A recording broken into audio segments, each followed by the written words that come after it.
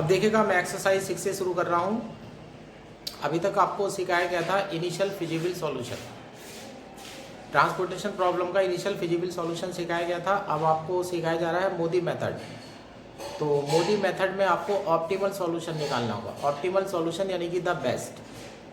तो इनिशियल जो feasible solution है वो ऑप्टिमल सॉल्यूशन हो भी सकता है या नहीं हो सकता है। इनिशियल फिजिबल सॉल्यूशन निकालने के लिए आपको मेथड सिखाए गए थे। इसमें से एक मेथड था आपका लोएस्ट कॉस्ट एंट्री मेथड यानी कि मैट्रिक्स मिनिमम मेथड, और एक मेथड था आपका नॉर्थ वेस्ट कॉर्नर रूल, और दूसरा था वोगल अप्रॉक्सीमेशन मेथड। इन तीनों मेथड में से आप हमेशा ध्यान रखेंगे, अगर मेथड का नाम नहीं दिया जाता है तो आप हमेशा वोगल मेथड अप्लाई करेंगे। अभी एक्सरसाइज 6 से है। 3/4 की टेबल है, 3 आपके ओरिजिन है और 4 आपके डेस्टिनेशन है, D1 D2 D3 D4। ये इधर कैपेसिटी यानी कि सप्लाई पड़ी हुई है जो AI से डिनोट हो रही है, और इधर डिमांड पड़ी हुई है जो BJ से डिनोट हो रही है। अब इधर से आप जोड़ेंगे तो अभी 24 आएगा, और इधर से जोड़ेंगे तो अभी 24 आएगा, है ना। जब सबमिशन AI और सबमिशन BJ इक्वल हो जाते हैं तो हमारी transportation problem balance transformation problem कहलाती है। क्योंकि आज आगे जब एक्सरसाइज में जाएंगे, चैप्टर में जब आगे पढ़ेंगे तो आपको अनबैलेंस ट्रांसपोर्टेशन प्रॉब्लम का सामना भी करना पड़ेगा। तो सबसे पहले हम इसमें ऐसे लिखेंगे यहाँ। अब बैक मेथड अप्लाई करने वाले हैं तो यहाँ लिख देते हैं पेनल्टी, यहाँ पेनल्टी लिख देते हैं,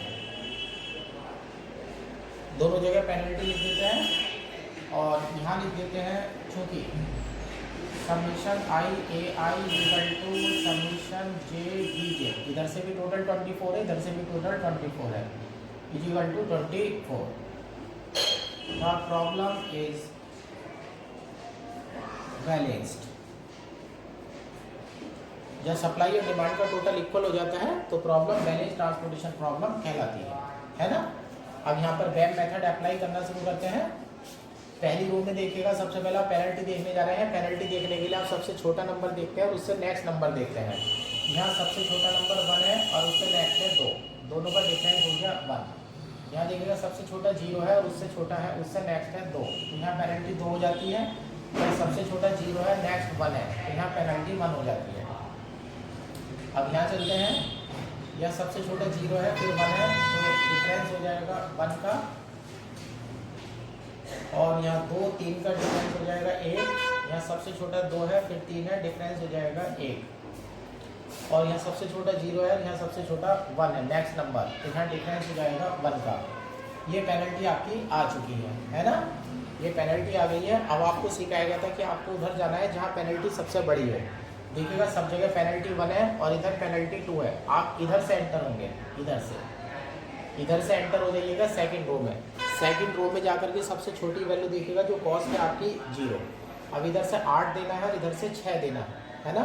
तो सबसे मिनिमम वैल्यू में सबसे छोटी वैल्यू आपको देनी है। इधर से कैपेसिटी 8 की है और डिमांड जो है वो 6 की है। अब यहाँ पर आप 6 डाल देते हैं। जब यहाँ पर आप 6 डाल देंगे तो ये 6 आपका कट जाएगा, और 8 में से 6 जाएगा तो यहाँ बचेगा 2।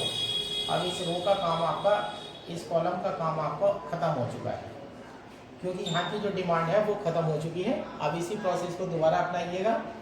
1 2 नेक्स्ट नंबर, डिफरेंस 1, यहाँ 2 है फिर 3 है, डिफरेंस है 1। यहाँ 0 है और नेक्स्ट नंबर 2 है, तो यहाँ डिफरेंस हो गया 2। यहाँ पेनल्टी ऐसी रहेगी 1, यहाँ भी 1 रहेगी, यहाँ भी 1 रहेगी, तीनों जगह पेनल्टी 1 है। फिर सबसे बड़ी पेनल्टी में जाते हैं। यहाँ सबसे बड़ी पेनल्टी है आपकी 2, ठीक है। अब आप यहाँ से थर्ड रो में एंटर होने वाले हैं। अब यहाँ है 0, इधर से 10 है और इधर से देना है 4, तो आप यहाँ पर 4 दे दीजिएगा। ये 4 यहाँ से कट जाएगा, 10 में से 4 चले जाएंगे तो 6 बचेगा।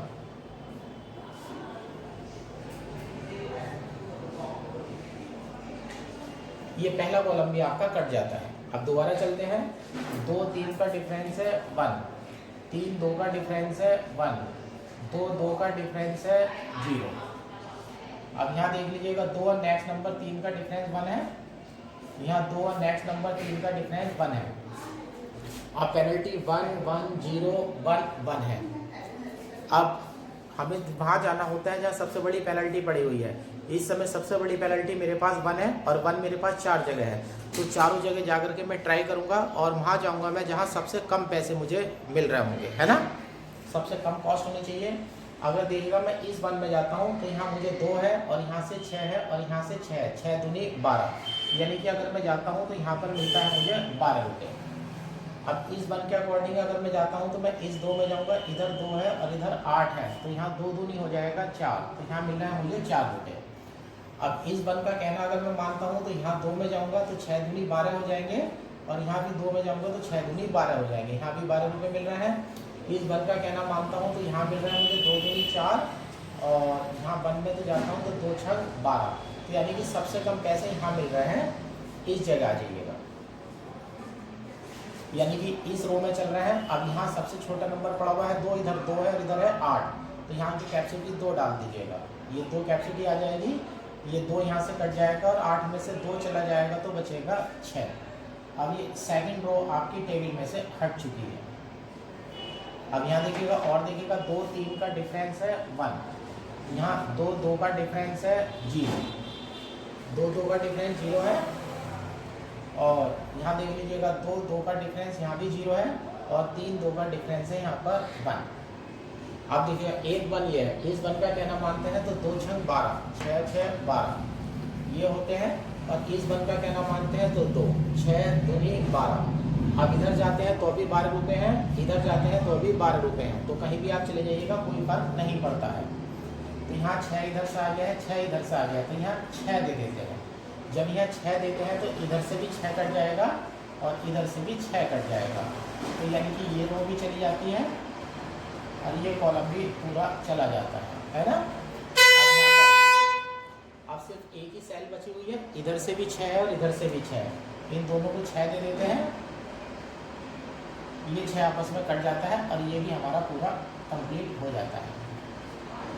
यहाँ से जो आपका सॉल्यूशन आया है वो वेब मेथड से सॉल्यूशन आया है।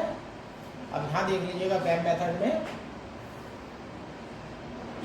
अब वेब मेथड से यहाँ सॉल्यूशन देख लीजिएगा, ये है initial feasible cost by web method is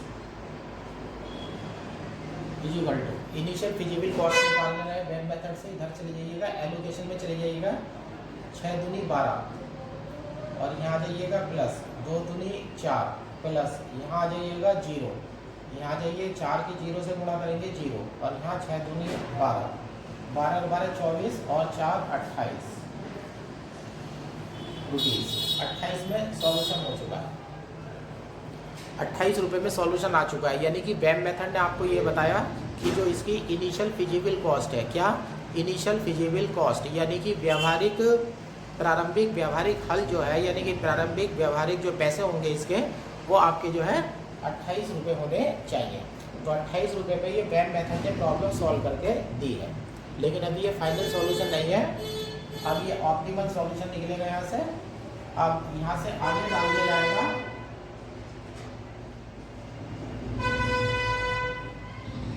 optimal solution bye Modi method.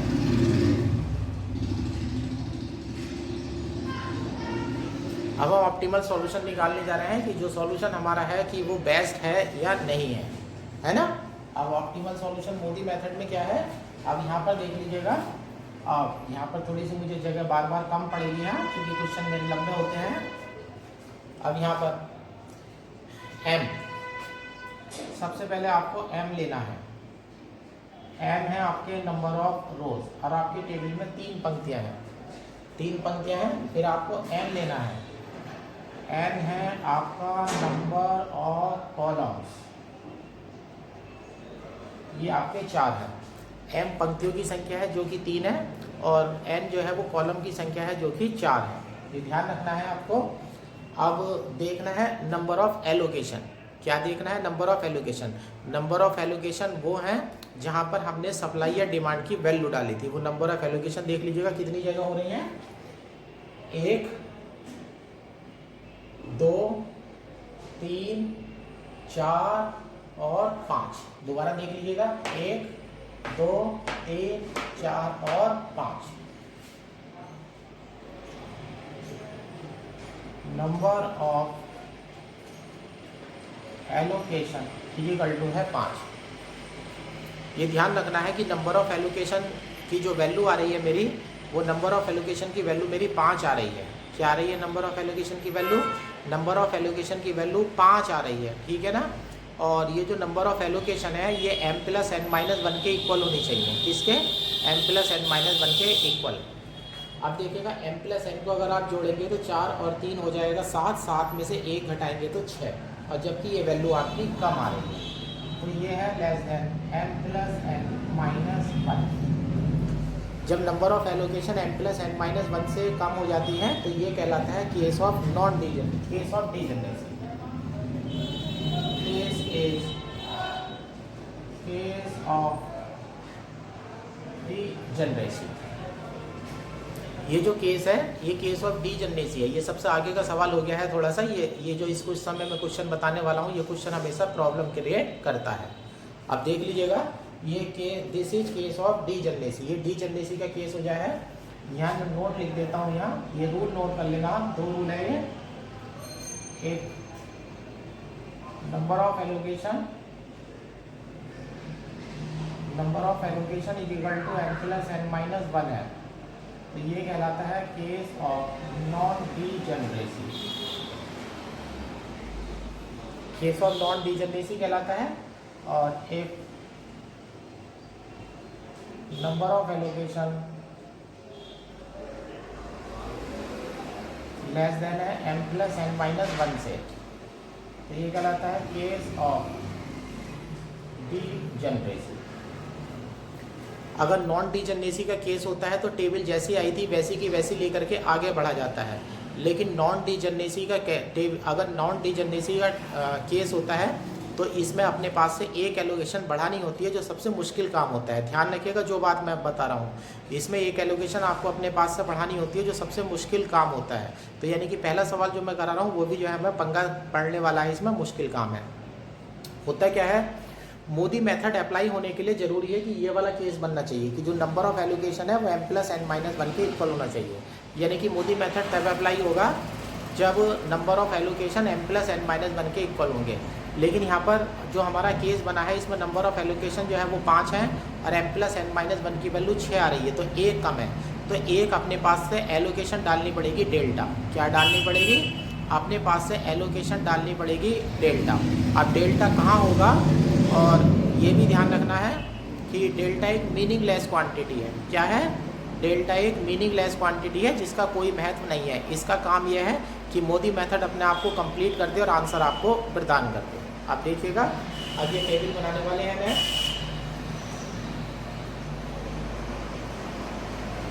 We introduce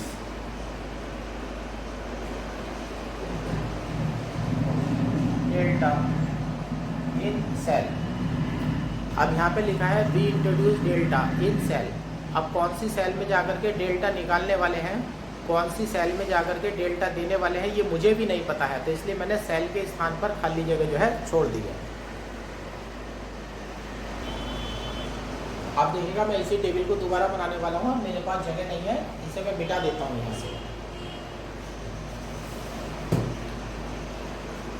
इस टेबल को मैं मिटा देता हूँ यहाँ से।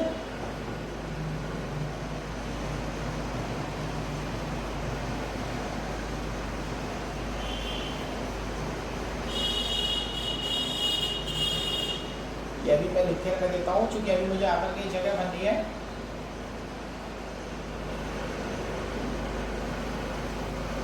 थोड़े अब सेल जो है थोड़े से बड़े बड़े करके बना लेंगे।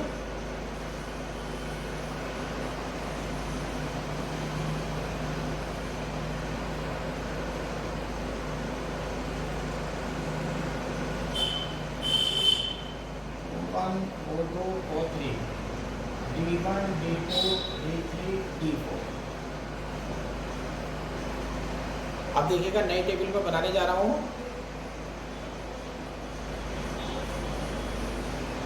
यहाँ पर नई टेबल में बनाने जा रहा हूँ।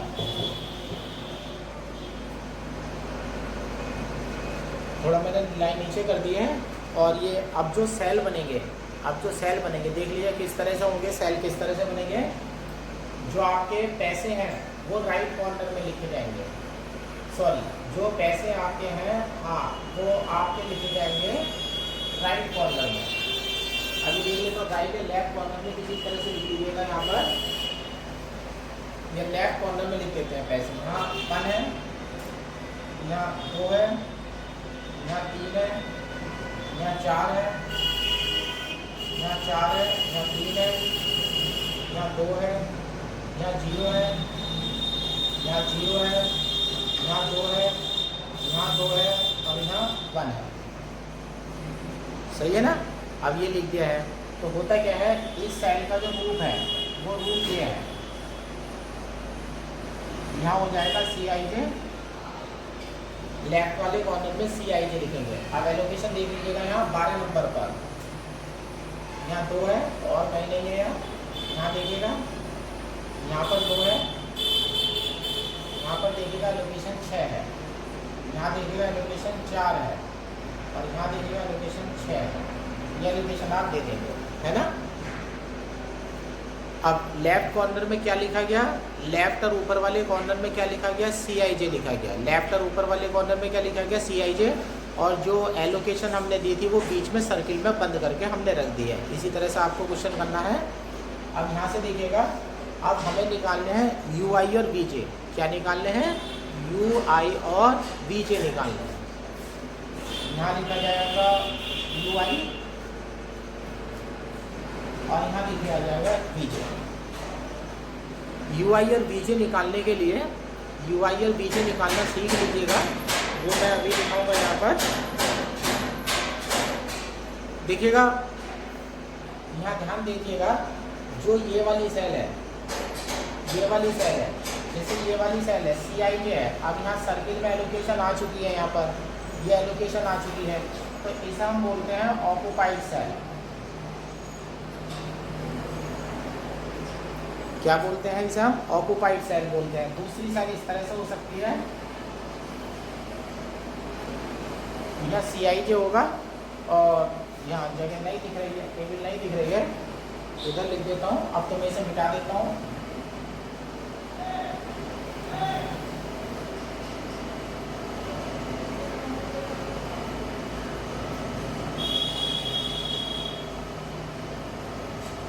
एक सेल तो ये होती है, एक सेल तो ये होती है जिसमें एलोकेशन आ जाती है। ध्यान रखना, एक सेल ये होती है जिसमें एलोकेशन आ जाती है। ये आपकी एलोकेशन है,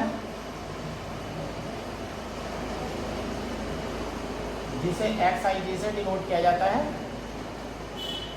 एलोकेशन को XIJ से डिनोट किया जाता है।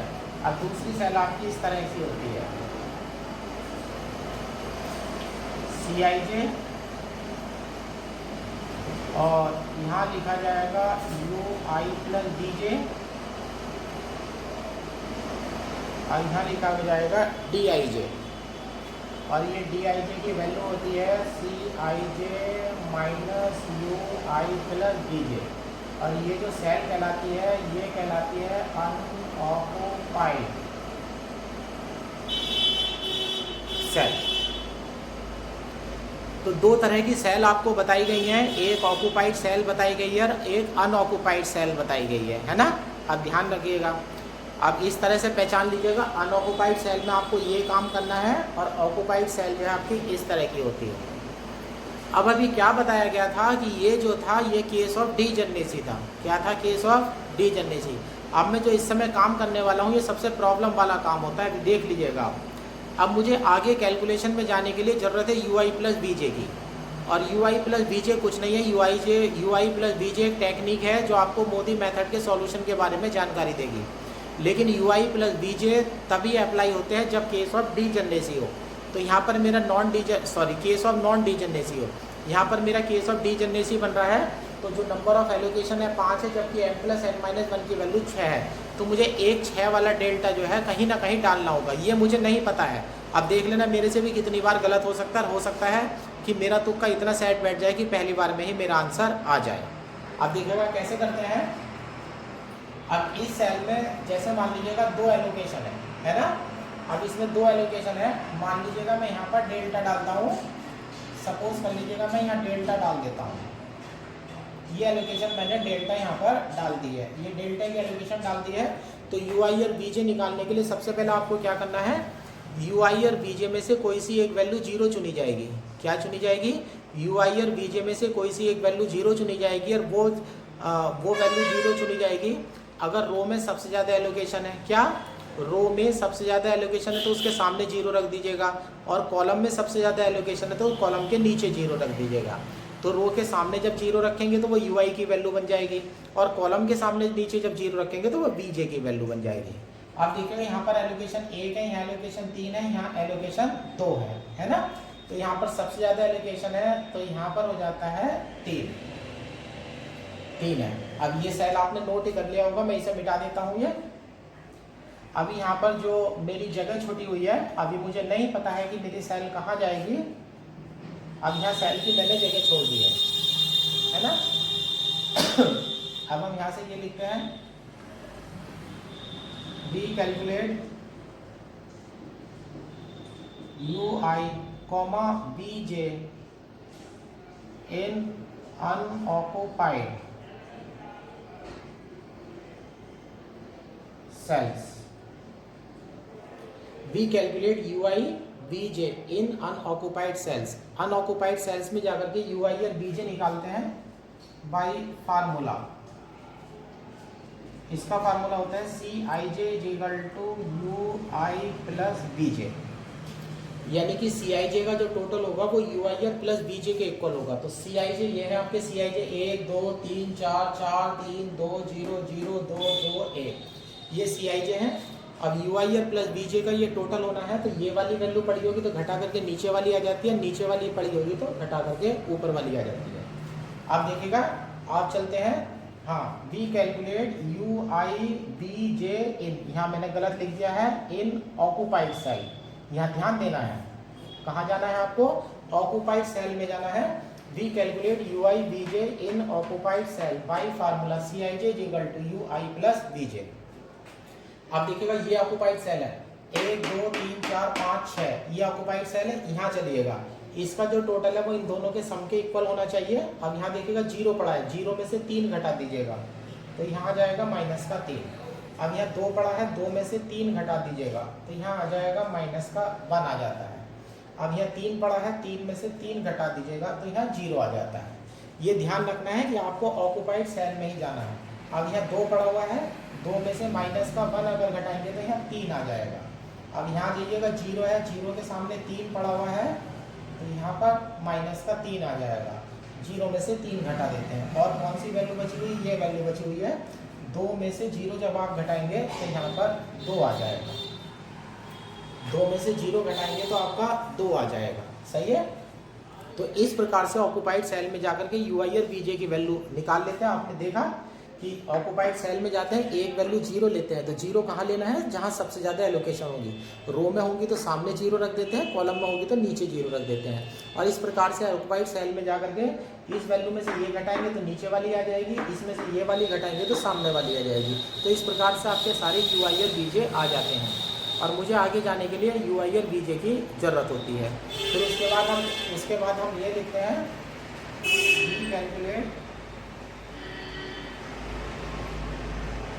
We calculate B I J is equal to C I J minus U I plus B J in unoccupied cells. तो ध्यान रखिएगा, ऑक्युपाइड सेल में जाकर के आप यू आई और बी जे की कैलकुलेशन करते हैं, और अनऑक्युपाइड सेल में जाकर के आप डी आई जे निकालते हैं। डी आई जे निकालने के लिए आपको सी आई जे में से यू आई और बी जे का सम घटाना पड़ेगा। आप देखिएगा, ये भी अच्छी बात है कि मैंने जो सबसे पहला क्वेश्चन उठाया है वो क्वेश्चन है जो आपको परेशान करेगा। अब यहाँ देख लीजिएगा, आप देखते हैं कैसे निकलता है। इस वाली सेल में आइएगा, ये अनऑक्युपाइड सेल है, इधर से 2 पढ़िएगा, इधर से -3 पढ़िएगा, 2 और -3 को जोड़ दीजिएगा तो ये हो जाता है माइनस का 1। अब इसमें से इसे घटा दीजिएगा, ये value U I plus B J की और ये सी आई जे के, इसमें से इसे घटा दीजिएगा ये वाला फार्मूला लगाने के लिए। तो 1 में से -1 घटेगा तो 2 आ जाएगा। अब यहाँ देखिएगा माइनस का 1 है और 2 है, जोड़ेंगे तो 1 आ जाएगा। 3 में से 1 गया तो 2 आ जाएगा। अब यहाँ माइनस का 3 है और यहाँ 2 है, तो जोड़ेंगे तो माइनस का 1 आ जाएगा। 4 में से माइनस का 1 घटेंगे तो 5 आ जाएगा। इधर 3 है, इधर माइनस का 3 है, तो ये 0 है, 4 में से 0 जाएगा तो 4 आ जाएगा। यहाँ नहीं जाना, यहाँ नहीं जाना, यहाँ नहीं जाना, ये ऑक्युपाइड है, ये ऑक्युपाइड है, इसमें नहीं जाना है। 0 और 3 को जोड़ेंगे तो यहाँ पर 3 आ जाएगा, 2 में से 3 घटाएंगे तो माइनस का 1 आ जाएगा। यहाँ नहीं जाना है, ये ऑक्यूपाइड सेल है। क्या है ये? ऑक्यूपाइड सेल है, तो यहाँ नहीं जाना है। अब -3 और 3 को जोड़ेंगे तो यहाँ 0 आ जाएगा, 1 में से 0 जाएगा तो 1 आ जाता है। अब ये जो वैल्यू आई है, ये जो वैल्यू आई है वो dij की वैल्यू आई है। किसकी वैल्यू आई है? dij की। आपका ऑप्टिमल सॉल्यूशन तब प्राप्त होता है जब dij पॉजिटिव आ जाए। क्या बोला मैंने? आपका ऑप्टिमल सॉल्यूशन तब प्राप्त होता है जब dij जो है वो पॉजिटिव आ जाता है। यानी कि dij किसी भी हालत में या तो पॉजिटिव आना चाहिए या 0 आना चाहिए, लेकिन यहाँ पर dij क्या आ रहा है? नेगेटिव आ रहा है। अब इसके लिए मैं यहाँ पर रूल लिख देता हूँ, ये भी आप लिख लीजिएगा। ये 3 तरह के केस होते हैं। अगर dij ग्रेटर देन 0 होता है तो होता है solution is optimal and unique. Solution optimal होता है और यूनिक सॉल्यूशन होता है। अभी ऊपर का दिख नहीं रहा है, मैं नीचे लिख देता हूं यहाँ। First case dij greater than 0, optimal solution and unique. Second, अगर dij की वैल्यू 0 भी आ जाती है, ग्रेटर देन इक्वल 0 को फॉलो कर रही है, तो ये होता है optimal solution but alternative. Optimal solution है लेकिन यहाँ पर अल्टरनेटिव सॉल्यूशन है, यानी कि सही नहीं है। थर्ड, अगर dij लेस देन 0 आ जाता है तो ये होता है नॉट ए ऑप्टिमल सॉल्यूशन। तो यहाँ पर आपका आंसर आ जाता है, यहाँ पर आपका आंसर आ जाता है, यहाँ पर आपका आंसर नहीं आ जाता है। अब देखिएगा यहाँ पर dij 2, 2, 5, 4, -1, 1। अब यहाँ पर देखिएगा dij की जो वैल्यू है, dij की जो वैल्यू है वो निगेटिव आई है। क्या आई है? dij की वैल्यू निगेटिव आई है। dij की वैल्यू निगेटिव आई है, तो यानी कि मेरा सॉल्यूशन जो है ये सही नहीं है ना। अब मैंने आपसे पहले क्या कहा था कि जब मैं डेल्टा डालूंगा तो वो डेल्टा हो सकता है मेरे से पहली बार में गलत डल जाए, क्योंकि डेल्टा थोड़ा सा ढूंढने में थोड़ी सी दिक्कत होती है। अब यहाँ डेल्टा की मैं कोशिश करता हूँ, मेरे पास एक ही माइनस आया है, dij की एक ही वैल्यू माइनस आ रही है, तो इसका मतलब है कि मैं आंसर के बहुत पास हूँ। असल में होता क्या है, जितने ज़्यादा dij माइनस आते हैं उतना ही हम आंसर से दूर होते हैं। अब मैं क्या करता हूँ देखिएगा, अब मैं ये कैलकुलेशन दोबारा करूँगा।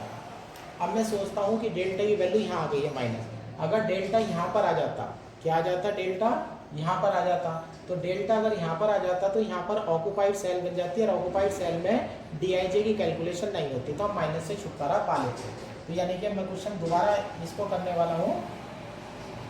अब मैं यहाँ से हटा देता हूँ, तो इसीलिए जब इस तरह की टेबल बन रही होगी तो वो थोड़ा सा आपका रफ वर्क होगा। अब डेल्टा मैं यहाँ डाल देता हूँ,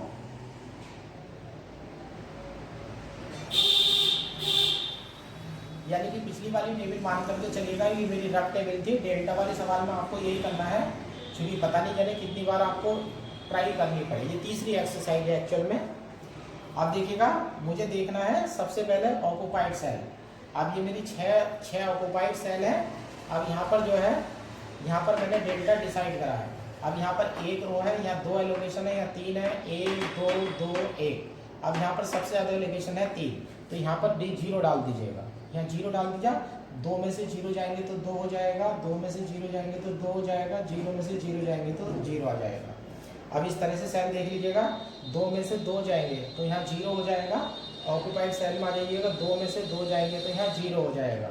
अब 0 में से यहाँ 0 जाएंगे तो 0 आ जाएगा। तो सारे ui आ चुके हैं, सारे vj आ चुके हैं। अब देखिएगा अनऑक्यूपाइड सेल में चलिएगा, ये है 0 + 0 0, 1 में से 0 गया 1, यहाँ देखिएगा 2 और 0 को जोड़ेंगे तो 2, 3 में से 2 गया 1, 0 और 0 को जोड़ेंगे तो 0, 4 में से 0 गया 4, यहाँ 0 0 को जोड़ेंगे तो 0, तो यहाँ हो जाएगा 4, 2 और 0 को जोड़ेंगे तो 2 आ जाएगा, 3 में से 2 गया 1, यहाँ नहीं जाना, यहाँ नहीं जाना, यहाँ नहीं जाना, यहाँ नहीं जाना, यहाँ नहीं जाना। अब देख लीजिएगा 0 0 को जोड़ेंगे तो 0 और यहाँ पर आ जाएगा 1। मजे की बात देखिएगा, पहली बार में ये आंसर आ चुका है। यहाँ 1 आया है, 1 आया है, 4 आया है, 4 आया है, 1 आया है और ये आया है 1। अब हम अपना आंसर लिखने वाले हैं।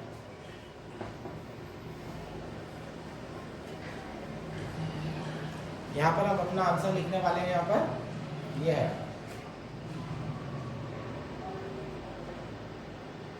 All Dij greater than 0।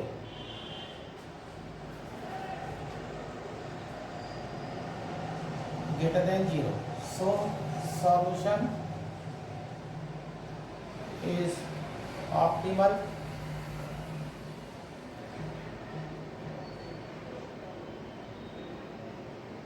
and unique। जो आपका सॉल्यूशन है वो ऑप्टिमल है और यूनिक है। तो ऑल Dij ग्रेटर देन 0 है, so solution is optimal and unique. Solution optimal है और वो यूनिक है ना। अब सॉल्यूशन कैसे पढ़ना है ये देखिएगा, पहली रो दूसरा कॉलम। अब यहाँ लिख देते हैं optimal solution is, optimal solution is, यहाँ आ जाइएगा x12 इक्वल टू 2। यहाँ लोकेशन देख लीजिएगा, ये नंबर है 23, x23 इक्वल टू 2। यहाँ देख लीजिएगा x24, यहाँ है 6, यहाँ x31, यहाँ है 4। इस डेल्टा का जिक्र नहीं करेंगे, ध्यान रखना है डेल्टा का जिक्र नहीं करेंगे। डेल्टा 0 के इक्विवेलेंट होता है, इसका कोई तात्पर्य नहीं है। डेल्टा एक मीनिंगलेस क्वांटिटी है, इसका काम सिर्फ मोदी मेथड को आगे तक पहुंचाना है। अब यहाँ पर इसके बाद ये तीसरी रो तीसरा कॉलम है x33 इक्वल टू 6। अब यहाँ डेल्टा डाला था, वहाँ पर जगह मेरी छुटी हुई थी, तो ये सेल का नंबर है, दूसरी रो तीसरा कॉलम। तो यहाँ पर 2,3 ये सेल का नंबर हो गया है, इंट्रोड्यूस डेल्टा, यानी कि मेरा सॉल्यूशन आ चुका है। तो मुझे पक्का पता चल चुका है कि डेल्टा मेरा यहाँ होना चाहिए था। अब ये हो जाता है। अब ऑप्टिमल सॉल्यूशन आ चुका है, तो ये आ जाएगी मिनिमम कॉस्ट। मिनिमम कॉस्ट 2 दूनी 4 हो जाता है, प्लस यहाँ 2 दूनी 4 हो जाएगा, प्लस 0 की 6 से गुणा होगी तो 0 हो जाएगा, यहाँ 0 की 4 से गुणा हो जाएगी तो 0 हो जाएगा। डेल्टा भी मैंने बताया मीनिंगलेस क्वांटिटी है, तो ये बेकार है। और यहाँ 2 छः करेंगे तो 12 हो जाएगा, 4 4 8 और 12 ₹20। तो इस प्रकार से आपकी मोदी मेथड के अनुसार 20 रुपये आपकी ऑप्टिमल कॉस्ट आ जाती है ना। इस प्रकार से आपकी पहला क्वेश्चन जो है वो आपका कंप्लीट हो जाता है।